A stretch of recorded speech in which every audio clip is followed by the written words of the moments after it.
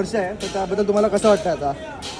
म्हणजे यावेळी सगळ्यात पहिली गोष्ट हिरण्यमत्सवाडी 60वं वर्ष आहे आणि यावेळी आमच्या मंडळाच्या पदाधिकाऱ्यांनी यावर्षी या बाप्पाचं जे असं स्वरूप घडवलं आहे त्या स्वरूपाला बघायला तू बघतच असेल, अफाट समुद्रासारख्या लाटासारख्या गर्दी उभारली आहे आणि माझी हीच विनंती आहे की जो काय त्रास होतो भाविकांना तो अजून थोड्याच वेळाचा त्रास आहे. तुमच्यासमोर एक स्वरूप, एक नवीन असं स्वरूप, म्हणजे मी त्या स्वरूपाचं वर्णन काय करू, आपण सर्वांना बघितलं तर तो स्वरूप एकदम सुंदरच दिसेल आणि आपलं मन भारावून जाणार.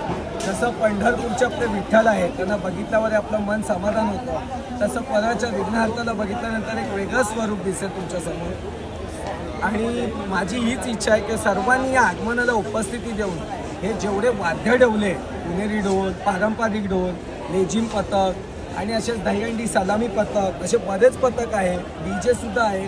DJला बंदी आहे, त्यामुळे आम्ही आवाज एकदम कमी डेफिनेशनच्या मर्यादातच ठेवणार आहे. आजपर्यंत आमच्या मंडळाने कुठली मर्यादा तोडली नाही आहे आणि ह्या पुढेही तोडणार नाही आणि त्या हिशोबाने आम्ही वाहतुकांनाही कसला त्रास देणार नाही आणि आमचं मंडळ पारंपरिक पद्धतीनेच आगमन करतं आहे आणि असंच आमचं मंडळ दरवर्षी करणार. हीच अशी आपल्या सर्वांना विनंती आहे की सहकार्य करा आणि बाप्पाचं एक नवीन स्वरूप थाटामाटात आणि आनंदात तुला परळच्या विघ्नहर्त्याचा गणपती बाप्पा.